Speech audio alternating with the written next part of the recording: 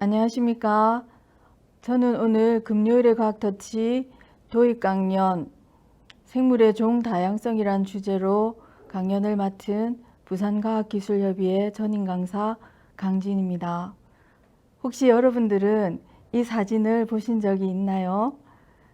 예, 이 사진은 2019년 4월 15일 프랑스에 있는 노트르담 대성당 화재 사건을 찍은 사진입니다. 비록 저도 이 성당을 딱 한 번 가봤지만 이 아름다운 건물이 불타고 있는 것을 안타깝게 생각하며 계속 이렇게 뉴스를 봤던 기억이 나는데요. 이 화재는 그 다음 날까지 지속되어서 약 10시간 정도 불에 탔다고 하네요. 그래서 종탑은 물론이고 지붕에 있는 목조 건물이 대부분 다 전소되는 그런 아주 큰 화재 사건이었습니다. 그래서 대부분의 이 골격이나 그 다음에 현관은 살아남아 있어서 사람들이 굉장히 그나마 안도를 했던 그런 사건이기도 합니다. 그렇지만 세상의 모든 일이 관심사가 다른 여러 사람들이 살고 있기 때문에 이 화재 사건에 대한 그 건축물에 대한 안타까움도 있었지만 다른 생태학자나 그 다음에 생물을 하는 사람들은 이 종탑 위에 살고 있었던 벌의 생존에 굉장한 관심을 가지고 계속 벌이 살아 있는지에 뉴스가 언제 나오는지 여기에 굉장히 관심을 가지고 있었습니다. 그 이유는 왜 그러냐면은 2013년부터 이 노트르담 대성당 위에 유럽에서 벌의 개체수가 너무 줄어드니까 이 노트르담 대성당 위에 벌통을 이렇게 설치하고 양봉을 하기 시작해서 그 당시에 한 18,000여 마리 정도의 벌이 살고 있었어요. 그래서 사람들이 이제 죽었는지 살았는지 굉장히 관심이 있었는데 이 인스타그램의 자료에 의하면 살아있는 사진을 이렇게 이제 알게 되어서 저도 굉장히 이렇게 안도했던 그런 화재 사건입니다. 벌은 전 세계 사람들이 먹는 식량의 90%를 차지하는 100대 농작물 중에 70%가 곤충이나 꿀벌의 수분에 의해서 이렇게 열매를 맺고 꽃을 피우고 열매를 맺는 그런 과정을 거치게 됩니다. 만약에 꿀벌이 사라지면 우리는 어떻게 될까요? 그 자그만 꿀벌 뭐 없으면 꿀 안 먹으면 되지. 단순한 생각이지만 아니라는 거죠. 우리들의 대부분의 식량을 이 곤충과 꿀벌의 수분에 의지하고 있습니다. 그래서 만약에 꿀벌이나 곤충이 사라지면 이제 그 대신 인공 수분을 해야 되니까 거기에 이제 투여되는 막대한 인력과 그다음에 자금이 엄청나게 투여가 되겠죠. 그죠? 그래서 벌에 관심이 많습니다. 그래서 최근 꿀벌이 사라지고 있는 것에 사람들이 굉장한 관심을 가지고 있어요. 그래서 꿀벌이 사라지면 인류의 생존도 위협에 처해진다고 생각을 하고 있습니다. 이 사진은 그린피스 회원들이 Save the Bees에서 꿀벌을 살리려고 하는 그런 캠페인을 벌이는 이런 사진입니다. 그래서 사람들은 이 자그마한 그렇지만 아주 소중한 꿀벌들을 지키기 위해서 매년 5월 21일 세계 벌의 날로 지정해서 여러 가지 캠페인을 벌이고 우리가 각성하는 그런 계기를 삼고 있습니다. 그러면 우리는 이 자연은 우리 혼자만 살고 있는 것이 아니고요. 그림에서 보시다시피 다양한 생물들이 먹이 그물의 질서 속에서 균형을 이루면서 서로 유기적인 관계로 이렇게 연결되어져 있습니다. 그러면 생물이 다양하다는 것은 무엇을 말할까요? 단순히 이렇게 이제 생물 종이 다양하거나 아니면 생물 개체수가 다양한 것만 말을 할까요? 그렇지 않습니다. 생물 종은 물론이고 생물들이 서식하는 서식지, 숲이나 강이나 호수나 바다와 같은 또 경작지도 여기에 해당하겠죠. 그죠? 그래서 그 서식지, 생태계가 얼마나 다양한지도 생물 다양성에 이렇게 고려해야 될 점입니다. 그 외에 유전자의 다양성도 반드시 고려되어야 되는데요.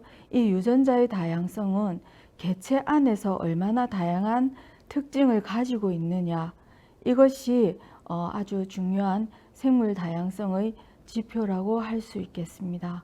간단히 말해서 자연계에서는 이 생물종, 그 다음에 생태계, 이런 유전자의 다양성이 서로 이렇게 연결되어져서 서로 얽혀 있다는 말씀을 드리고 싶습니다. 그러면 한 개씩 알아볼 텐데요. 종 다양성은 한 생태계 내에서 존재하는 종의 종류와 그 다음에 개체 수가 얼마나 많은지에 대한 내용입니다. 그림에서 보시다시피 이 그림에는 지금 4종의 생물이 이렇게 나타나져 있는데요. 이렇게 생물종이 고르게 분포되어 있는 경우, 그래서 생물종이 다양할수록 그 다음에 분포 비율이 고를수록 우리는 생물종 다양성이 높다라고 이야기합니다. 반면 이 사진은 앞 사진과는 다르게 특정 생물종, 특히 개구리가 엄청나게 이렇게 편중되어져 분포되어 있는 그림을 보실 수가 있는데요. 이런 경우 생물종과 그 다음에 분포 비율이 편중될수록 우리는 생물종 다양성은 낮다, 이렇게 이야기를 합니다. 그래서 그림에서 보시다시피 2가지의 먹이 사슬의 형태를 보실 수가 있는데요. 이 그림에서는 생물종의 다양성과 먹이 사슬의 평행 관계를 알아볼 수 있습니다. 그림처럼 단순한 먹이 사슬일 경우와 그 다음에 복잡한 먹이 사슬일 경우에는 만약에 어떤 천재지변이나 여러 가지 이유로 이 먹이 사슬 내에 어떤 한 생물종이 없어졌을 경우에는 복잡한 먹이 사슬일 경우에 훨씬 더 이 먹이 사슬, 즉 생태계를 유지할 수가 쉽겠죠, 그죠? 그래서 한 생태계 내에서 존재하는 생물종의 다양한 정도가 그 생태계를 유지하는데 얼마나 중요한지를 우리는 알 수가 있습니다. 그 다음에 알아볼 내용은요, 유전적 다양성입니다. 유전적 다양성은 하나의 개체군 내에, 즉 각 개체들 사이에서 다양한 정도를 말합니다. 그래서 변이와 같은 그런 유전적 다양성으로 인해서 여러 가지 다양한 형질, 즉 다양한 특징이 이렇게 생기겠죠, 그죠? 그래서 유전적 다양성이 높은 개체는 생존율이 높을 것이고요. 그 다음에 유전적 다양성이 적은 그런 개체는 점점 더 멸종의 위기에 처할 수 있게 됩니다.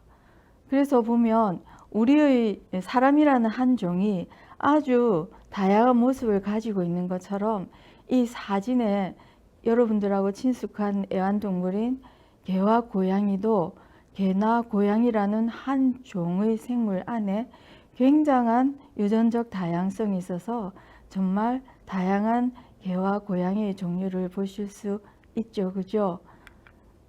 달팽이 껍질도 마찬가지입니다.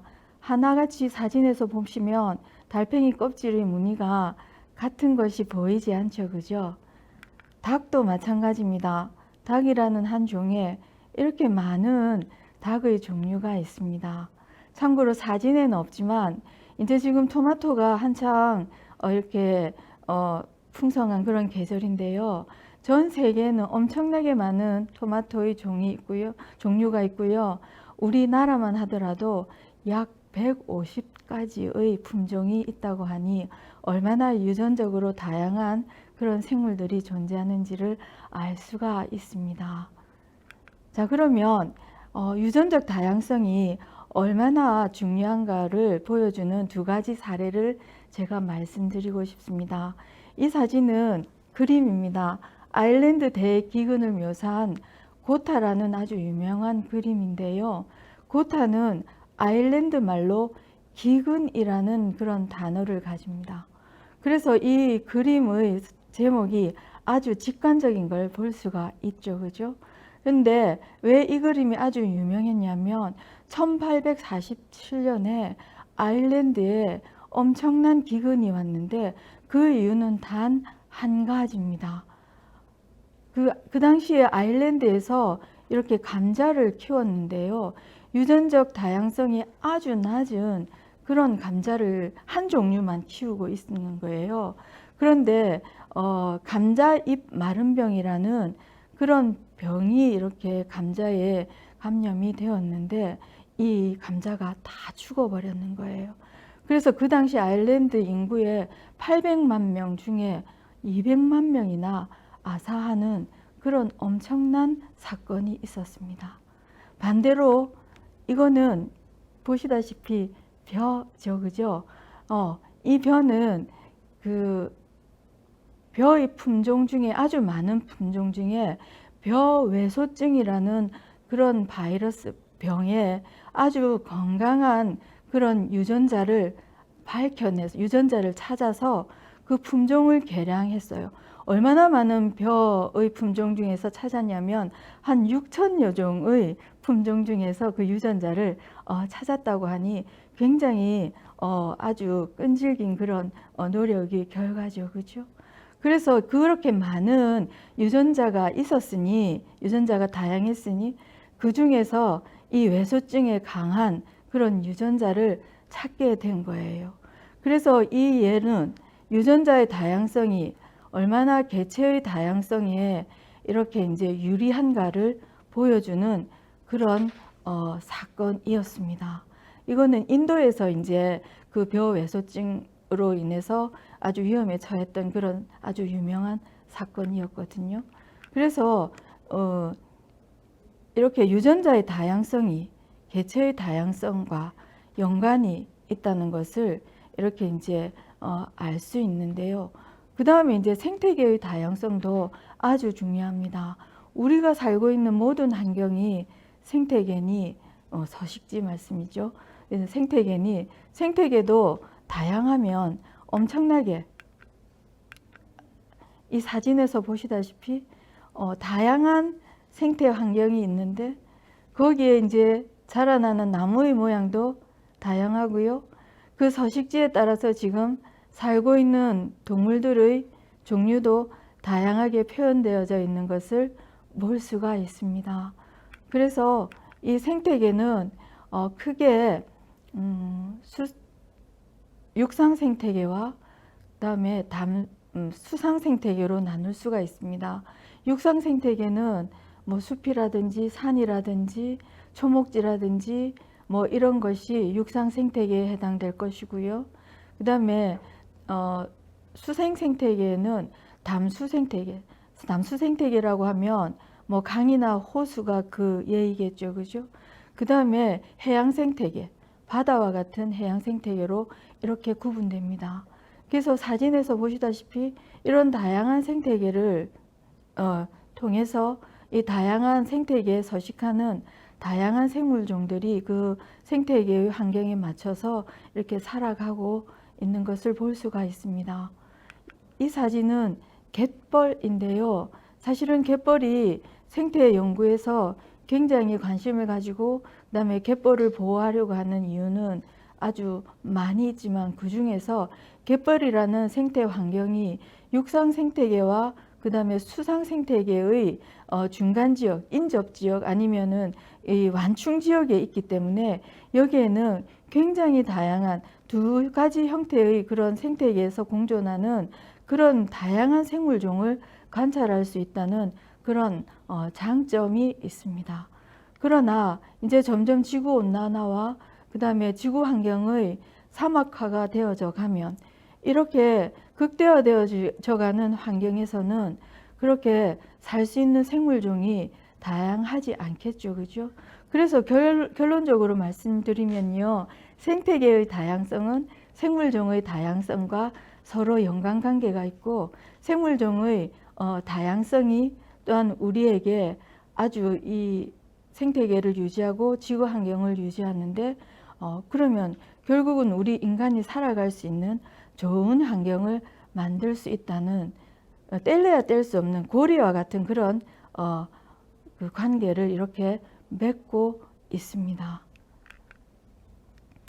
그래서 유전자의 다양성은 한 종의 생존을 좌우하는 것뿐만 아니라 개체와 생태계의 다양성도 지구 생존의 그런 중요한 역할을 하게 되는 것을 볼 수가 있습니다.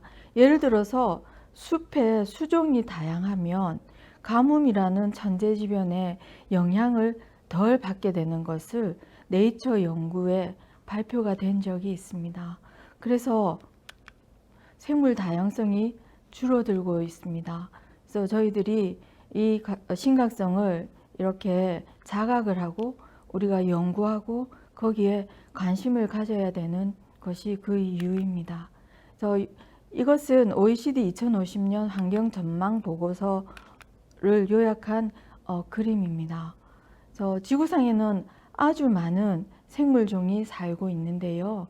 1970년부터 2010년까지 지구상에 존재하는 생물종의 11%가 감소를 했다고 합니다. 그런데 OECD 보고서에 의하면 2050년까지 우리 지구 환경이, 모든 지구 환경이 지금처럼 현 추세대로 노력하지 않고 유지가 된다면 아주 나쁜 유지에 해당하겠죠. 그죠? 그러면 추가적으로 생물종의 약 10%가 감소한다는 엄청난 보고가 있은 적이 있습니다. 자, 그러면 생물의 다양성이 왜 중요할까요? 자, 이분이 익숙하죠. 그죠?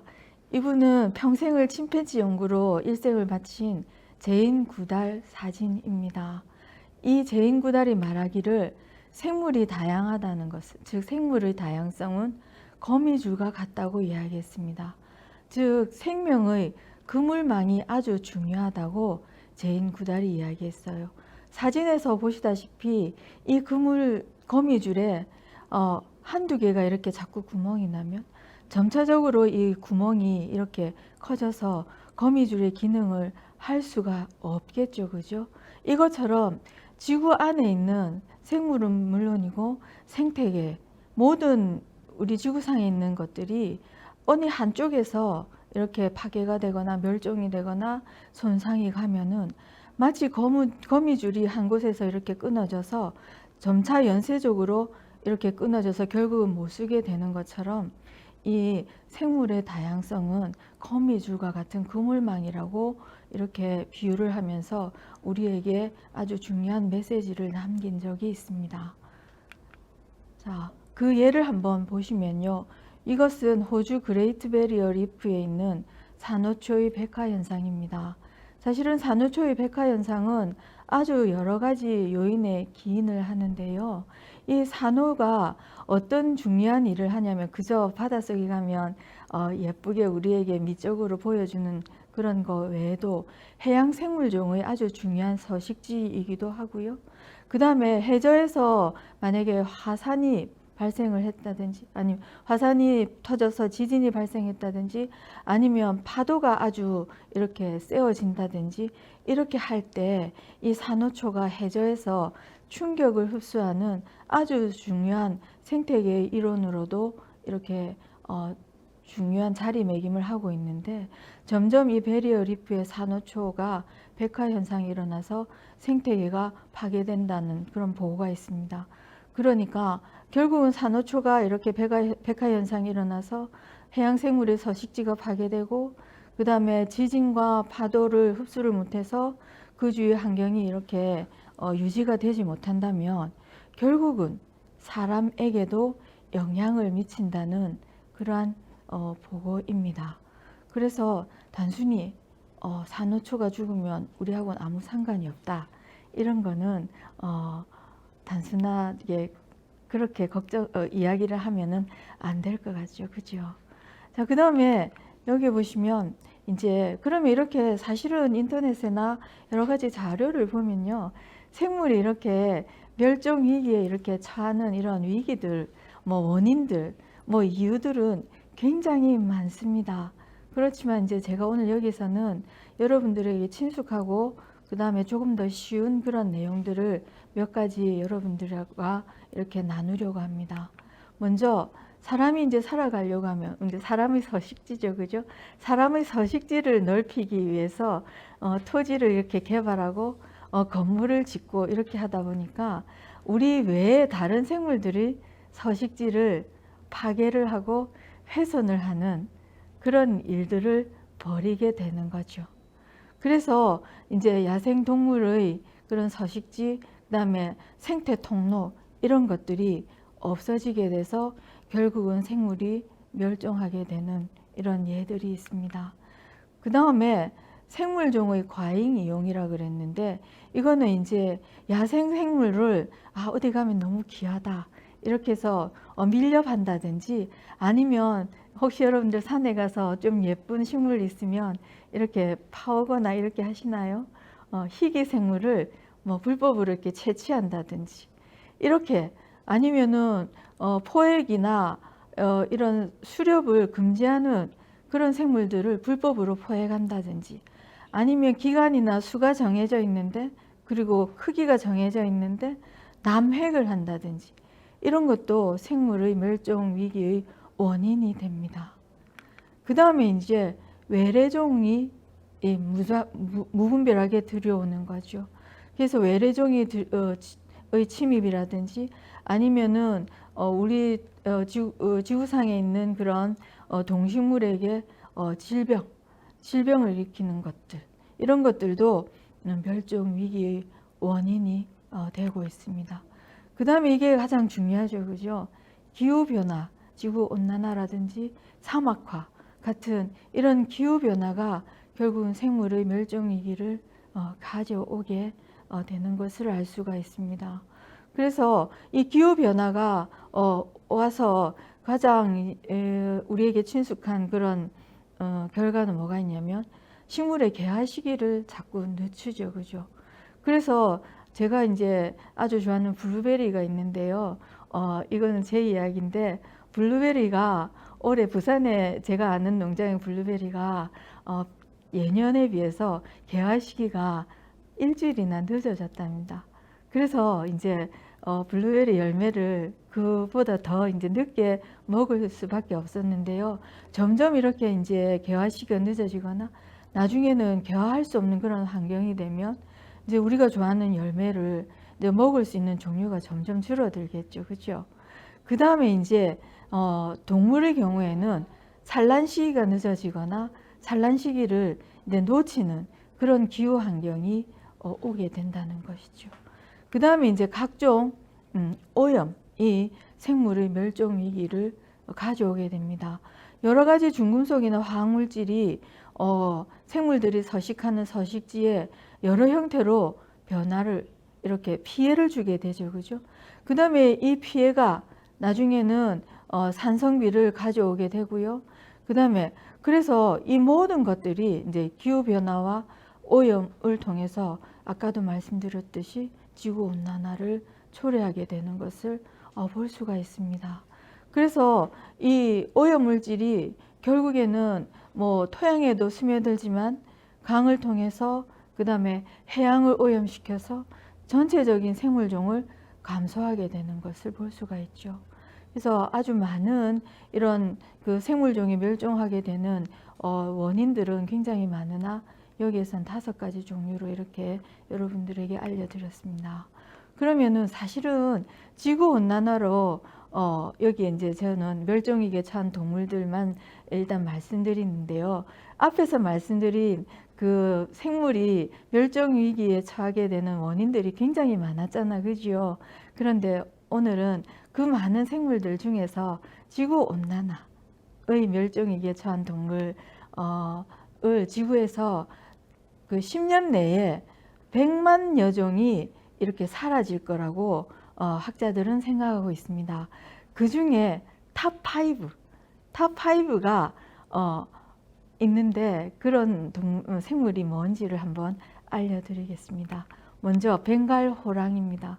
무늬도 멋지고 체격도 엄청 용맹스럽고 정말 멋진 그런 동물인데 정말 아쉽죠, 그죠? 그 다음에 아프리카 치타가 또 지구 온난화로 멸종 위기에 처한 동물입니다. 그 다음에 자이언트 판다, 그 다음에 바다 거북, 그 다음에 산호초, 이것이 아주 그 많은 멸종위기에 처한 동물 중에서 탑5에 이렇게 올라 있답니다. 그러면 우리나라에도 멸종위기에 처한 야생생물이 있을까요? 네, 아주 많습니다. 자, 이것은 국립생태원에서 이렇게 보고된 자료인데요. 2017년에 보고된 자료입니다. 보시면요, 전체 종수가 267종입니다.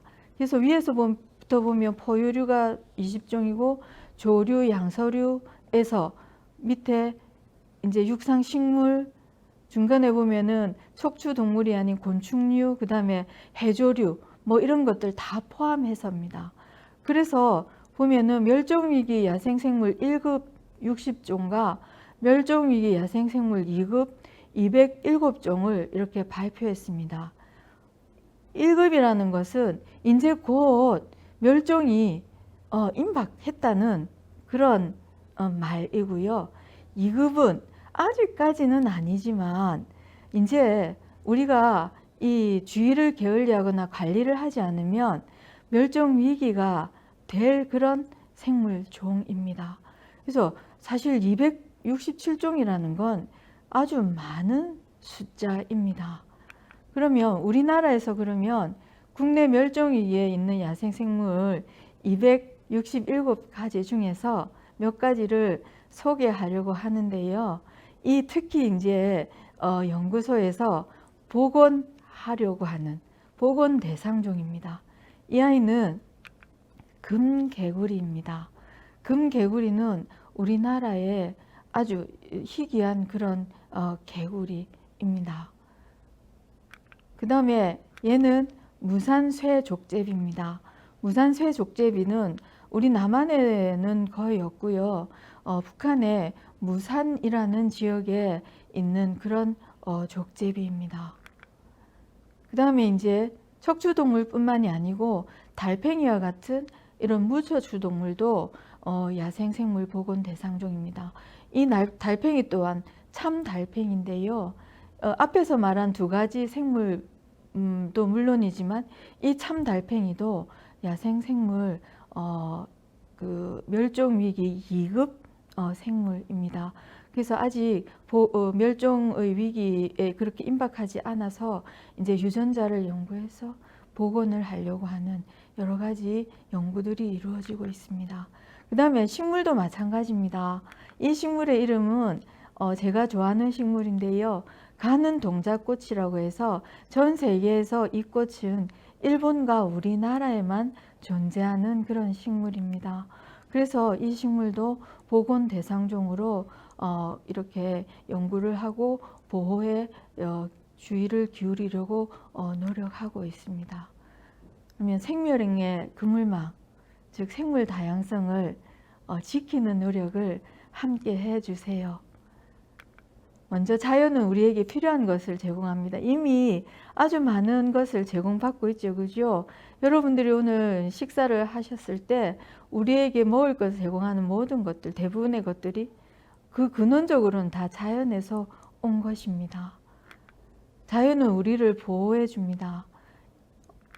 그 다음에 자연은 질소와 인 같은 무기원소가 순환해서 우리에게 필요할 때 우리에게 무기원소를 이렇게 제공을 해주죠. 그죠?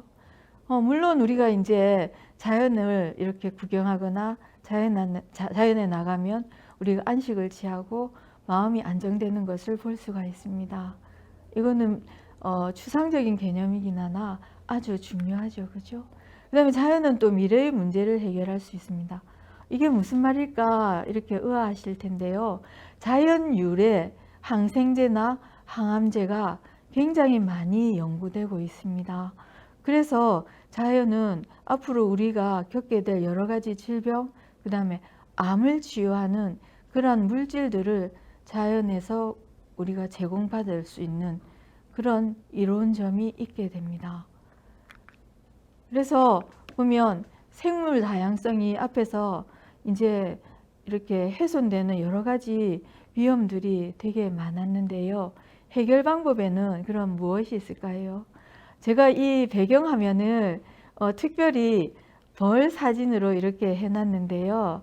거기 벌 부분에, 다리 부분에 보십시오. 이 아이가 지금 꽃과 꽃을 옮겨 다니면서 지금 다리에 꽃가루를 엄청나게 많이 이렇게 뭉쳐서 가지고 있는 걸 볼 수가 있죠. 그죠? 그래서 벌이 이렇게 이 꽃 저 꽃을 다니면서 자가수분, 자연수분을 하는 거죠. 그죠? 예, 곤충의 자가수분이 곤충에 의해서 이렇게 수분을 해서 열매를 이렇게 맺고 있는 것을 꼭 보여드리고 싶었어요. 그래서 해결 방법은 생물이 살 수 있는 서식지를 이렇게 보호해야 됩니다. 그래야지만이 생물이 다른 생물들과 우리가 유기적인 관계를 가지고 있기 때문에 결국은 우리를 보호하는 그런 결과를 가져오게 됩니다. 동물의 안전한 이동과 단절된 생태를 연결하는 생태 통로를 설치해야 되겠죠. 그죠? 그 다음에 불법 포획이나 남획을 금지하는 것이 중요합니다. 그 다음에 환경오염을 방지하는 여러 가지 대책을 추진하는 것이 필요합니다. 그래서 제가 요 말미에 이 환경오염을 방지하는 몇 가지 우리들이 할 수 있는 간단한 것들을 이야기 드리려고 합니다. 그래서 어떤 게 있냐면 플로깅이라는 행사 요즘 많이 하시죠. 플로깅이라는 것은 줍다라는 단어와 조깅하다는 뛰다는 단어가 합쳐져서 우리가 언제나 뭐 일부러 이렇게 쓰레기를 줍는 게 아니고 우리가 내가 좋아하는 조깅을 하거나 내가 좋아하는 수영을 하거나 이렇게 해서 내가 하는 일 중에 쓰레기를 이렇게 줍는 이런 일들이 생활화되었으면 좋겠다 해서 플로깅이라는 그런 행사들이 있고요. 어떤 사람은 이걸 줍깅이라고 하던데요. 어쨌든 플로깅 하기, 그 다음에 디지털 탄소 발자국 줄이기, 그 다음에 아주 간단하지만 분리 배출하는 것도 탄소를 죽인, 탄소는 지구온난화를 초래하는 그런 온실가스 중에 이산화탄소에 많이 들어있잖아요. 그죠? 그래서 분리 배출하거나 대중교통을 이용하거나 그 다음에 일회용품 사용하는 것을 줄이거나 그 다음에 전기를 절약하는 것도 우리가 환경을 이렇게 생각하는 아주 작은 발걸음입니다.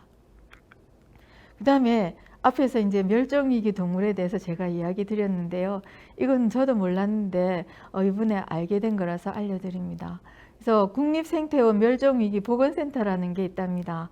그래서 산이나 어디 자연환경에 가셔서 멸종위기 야생생물을 보시면은 이렇게 앱을 통해서 제보를 해주시면은 멸종위기 야생생물을 보호할 수 있는 이런 통로들이 있다고 하니 이것도 한번 참고해 보시면 좋겠죠. 그래서 사실은 지구를 생각하는 아주 많은 지구를 위한 날들이 있습니다. 그런데 여기에 5월 22일은요, 유엔이 지정한 세계 생물종 다양성 보존의 날입니다. 이것은 생물종 다양성 보존 협약을 이렇게 전 세계적으로 이렇게 발표한 이래로 그것을 기념하기 위해서 2000년부터 전 세계적으로 매년 5월 22일을 기념해서 생물종 다양성 보존의 날이 정해졌고요. 저희도 이렇게 보존의 날을 기념하고 있고 올해 5월 20일에도 아주 다양한 행사들이 있었던 걸로 알고 있습니다. 그래서 어쨌든 인류는 건강과 식량 그리고 안전을 위해서 우리 자신의 안전을 위해서 생물 다양성을 보존해야 된다는 거죠. 왜냐하면 이 모든 생물 다양성에 우리가 의존하고 있는 것은 앞에서 이야기 드렸습니다. 그 생물 다양성에는 생태계의 다양성도 포함되는 것을 반드시 잊으시면 안 될 것입니다. 그래서 건강하고 행복한 자연이 있어야지만이 우리도 행복해질 수 있습니다. 그래서 생물 다양성 보호에 우리 모두 노력이 꼭 필요하고요. 모두 함께 참여해 주시면 감사하겠습니다.